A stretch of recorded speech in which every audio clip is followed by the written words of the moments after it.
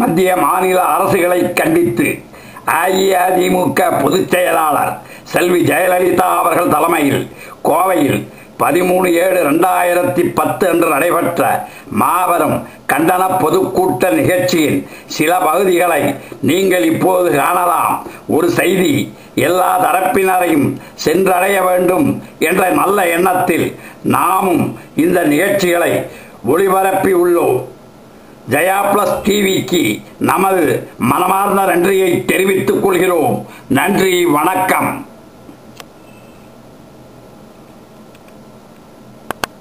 நாடாளுமன்ற உறுப்பினர், மகனுக்கு நெருங்கிய ஒருவர் மத்திய அமைச்சர் என்ற நிலைமை உலகத்தில் சர்வாதிகார நாடுகளில் கூட பார்க்க முடியாது. இந்த விந்தையை வேறு எங்கும் பார்க்க முடியாது. உலகத்தில் வேறு எந்த நாட்டிலும் இந்த விந்தை கிடையாது. இந்த குடும்பத்தினர் 25 தொலைக்காட்சி சேனல்கள், பல பத்திரிகைகள், கேபிள் நிறுவனங்கள், கல்லூரிகள், 4 திரைப்பட தயாரிப்பு நிறுவனங்கள், பல திரையரங்குகள், லட்சக்கணக்கான ஏக்கர் நிலங்கள், தோட்டங்கள், எஸ்டேட்டுகள், வணிக வளாகங்கள், அச்சு நிறுவனங்கள் என தங்களுக்குள் பலவற்றை சொந்தமாக்கிக் கொண்டிருக்கின்றார்கள். டிக்கெட் இன்றி, சட்டை பாக்கெட்டில் பணமின்றி திருவாரூரிலிருந்து திருட்டு ரயில் ஏறி வந்தவர் என்று தன்னை பற்றி தானே கூறிக்கொண்ட ஒரு மனிதர் அரசியல் மூலம் இவ்வளவையும் சம்பாதித்திருக்கிறார். இன்றைக்கு யார் அவரை கேள்வி கேட்டாலும் அவர்கள் நசுக்கப்படுகிறார்கள். கருணாநிதியின் அறிவுரைக்கு அடிப்படையானவர்களும் அவர்களது நிறுவனங்களும் வருமான வரித்துறையின் சோதனைக்கு ஆளாக்கப்படுகின்றனர். அவரை எதிர்க்க துணிந்தவர்கள் மீது காவல்துறை கட்டமைத்து விடப்படுகிறது. வழக்கறிஞர்கள் கூட சென்னை உயர்நீதிமன்ற வளாகத்திற்குள்ளேயே காவல்துறையினரால் கொடூரமாக தாக்கப்பட்டனர். அவர்களை எதிர்த்து யார் கேள்விகள் கேட்டாலும் அவர்கள் கொலை செய்யப்படுகிறார்கள். உங்களுக்கு இதில் ஏதாவது சந்தேகம் இருந்தால் கிருஷ்ணனின் ஆவியை கேட்டு தெரிந்து கொள்ளலாம். தங்களுடைய பண பலத்தையும் அதிகார பலத்தையும் கையில் வைத்துக் கொண்டு அப்பாவி மக்களை அவர்களால் சிறையில் தள்ள முடியும். கொடூர குற்றவாளிகளை சிறையிலிருந்து விடுவிக்கவும் அவர்களால் முடியும். இந்த ஆட்சியில் சட்டம் ஒழுங்கு என்பது அடியோடு சீரழிந்து விட்டது.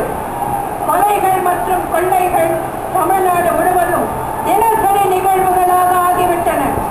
சட்டக்கல்லூரி வளாகத்திற்குள்ளேயே மாணவர்கள் ஒருவரை ஒருவர் கொடூரமாக தாக்கிக் கொண்ட காட்சியை நீங்கள் பார்த்தீர்கள். வாக்குச்சாவடிகளை ரவுடிகள் ஆக்கிரமித்து தங்கள் கட்டுப்பாட்டுக்குள் எடுத்துக் கொண்டதை பார்த்தீர்கள். போலி வாக்குகள் பதிவு செய்யப்பட்டதை நீங்கள் பார்த்தீர்கள். இது ஒரு ஆபத்தான நிலைமை. ஒரு காலத்தில் இந்தியாவின் பெருமை மிகு மாநிலமாக விளங்கிய தமிழ்நாடு இன்று தரம் தாழ்ந்து விட்டது. தமிழ்நாட்டை பார்த்து இந்தியாவை வெட்கி தலை குனிய வேண்டிய சூழ்நிலை உருவாக்கப்பட்டுள்ளது. முன்பு அத்தகைய மோசமான நிலைமையில் இருந்த பீகார் போன்ற மாநிலங்கள் கூட இன்று நம்மை மிஞ்சிவிட்டன.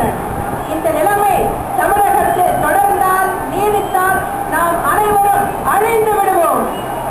தீய சக்தி கருணாநிதியை நன்கறிந்த புரட்சித் தலைவர் எம்ஜிஆர் அவர்கள் அன்றே மக்கள் நலம் மக்கள் நலம் என்றே சொல்லுவார், தம் மக்கள் நலம் ஒன்றேதான் மனதில் கொள்ளுவார் என்று பாடினார். இந்த ஆண்டு பட்ஜெட்டில் வீட்டு வசதி திட்டம் ஒன்றை அறிவித்திருக்கிறார் கருணாநிதி. இதை பார்க்கும் போது ஏழைக்கெல்லாம் வீடு என்று திட்டம் தீட்டினார், தாங்கள் வாழ்வதற்கு ஊர்பணத்தில் வீடு கட்டினார் என்ற பாடல் வரிகள் தான் நிறைவேற்ற வருகின்றன. மக்களை ஏமாற்ற நினைக்கும் கருணாநிதிக்கு ஏய்ப்பவர்க்கே காலம் என்று எண்ணி விடாதே, பொய் எத்தனை நாள் கை கொடுக்கும் மறந்து விடாதே. ஒரு நாள் இந்த நிலைமைக்கெல்லாம் மாறுதல் உண்டு. அந்த மாறுதலை செய்வதற்கு தேர்தல் உண்டு. இந்த புரட்சித் தலைவர் எம்ஜிஆரின் பாடல் வரிகளை இந்த தருணத்தில் நினைவுபடுத்த விரும்புகிறேன்.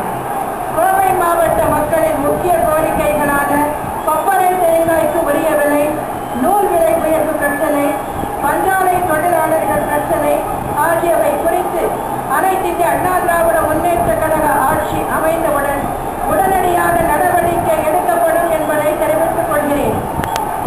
மக்களாட்சி மீண்டும் மலரட்டும் மலரட்டும்.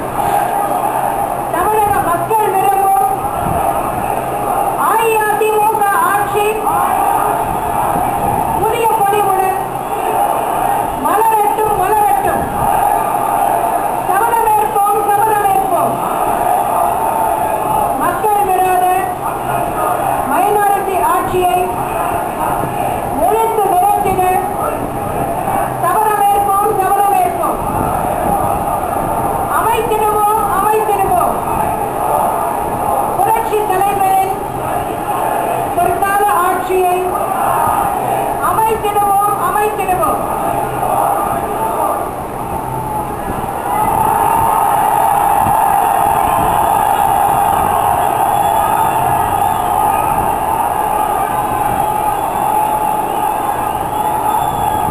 இந்த முழக்கங்களை எழுப்பிய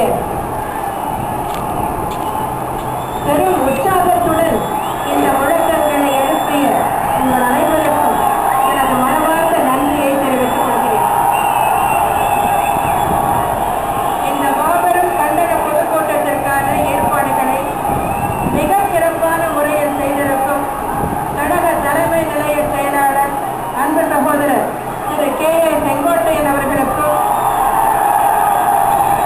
கழக தேர்தல் பிரிவு செயலாளர் அன்பு சகோதரர் திரு பொள்ளாச்சி ஜெயராமன் அவர்களுக்கும்,